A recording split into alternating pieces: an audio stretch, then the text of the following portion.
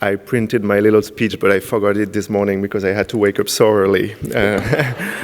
Fortunately, I have it on my phone. Technology. Dear professors, dear members of the university, dear students, of course, when I announced to one of my closest friends that I was getting an honorary degree from the American University of Paris, he frowned and told me, "Be careful, don't let institution and the system absorb you." I asked him what he meant, and he replied, "Don't you want to be a young radical writer? If you want to remain radical, you cannot flirt too much with institutions and prestigious recognitions, such as honorary degrees. You should stay more in the margins." His sentence left me perplexed. It was not the first time someone gave me that impression of telling me where I should belong, the sides, the shadows, the underworld. A few years before, a literary critic, openly right-wing, commented a picture of me sitting in my apartment in Paris and wrote that I was betraying the legacy of left-wing revolutionary writers such as Jean Genet or Pasolini, because according to him, those writers were living in the streets, wild and almost barefoot, like stray cats, while I, Edouard Louis, was just sitting in an apartment in Paris surrounded by books. Even without considering the absurdity and the historical mistakes beyond these sentences, because Pasolini actually had a very beautiful house, this remark reminded me of an interview I had read a few years before. It was in 2013 when France was fighting for same-sex marriage and equality.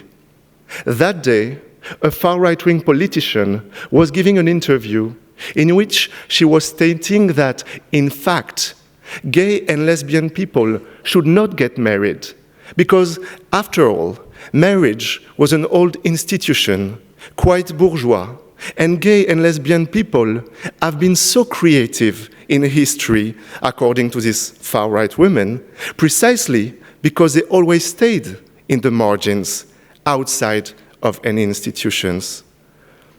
How interesting it is, I thought, to read the far right praising the margins. Quite ironical. Because in fact, this person was not praising the margins. She was instead trying to draw a line between the inside and the outside, the legitimate and the illegitimate. Who gets to tell us where we belong? Let me tell you a personal story. I grew up in a small working-class town in the north of France. My father was a factory worker and a street sweeper. My mother was alternatively jobless, cleaning woman, caretaker for old dying women. I grew up in an environment where we had access to nothing, no travels, no academic studies, no comfort, no money, no right to culture. We dreamed of getting everything. We were dreaming of getting money, of getting power, of being seen as a revenge against the lack of absolutely everything which was shaping our daily lives. When I moved to Paris and started to study, suddenly surrounded by people who grew up with much more privileges than I did, I was both fascinated and puzzled to witness them rejecting everything that in my family we had been dreaming of during my whole childhood. They despised it, and I realized they despised it because they always had an easy and obvious access to it. It's normal and easy to reject what you have. It's harder to reject what the world had took away from you. Compared to them, I was not radical enough, not revolutionary enough. I felt ashamed. But now I came to realize that what was radical for them was not radical for me. For them, what was subversive was to withdraw themselves from the power they were given when they were born. For me, the most radical act against my fate, against my destiny, against my society, was to take everything this society had been denying to me. Something can be subversive for one person and not for another person. Something can be subversive in one context, in one trajectory, and limiting in another one. There is no stable definition of those realities. They are a matter of movement, of motions, of contexts. Marriage is a bourgeois institution, but when it makes millions of bigots going in the streets and protesting, like it happened in France, then marriage becomes revolutionary. And maybe the next day it will become conservative again, and we will fight against the bourgeois limitations imposed by marriage.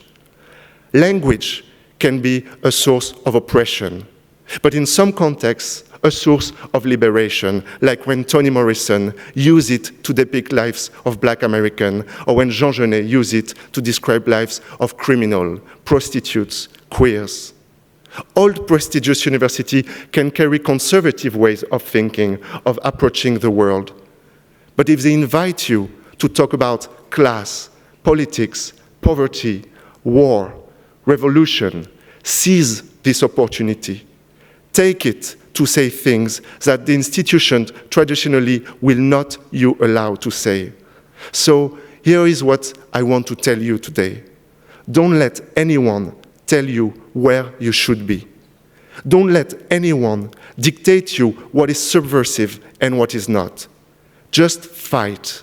Use anything you have. Take possession of the places where you are not supposed to be. Take possession of the places where we don't expect you. You should rob society the way we rob a bank. No rules, no chiefs, just you and your fight and your upcoming victories. Thank you.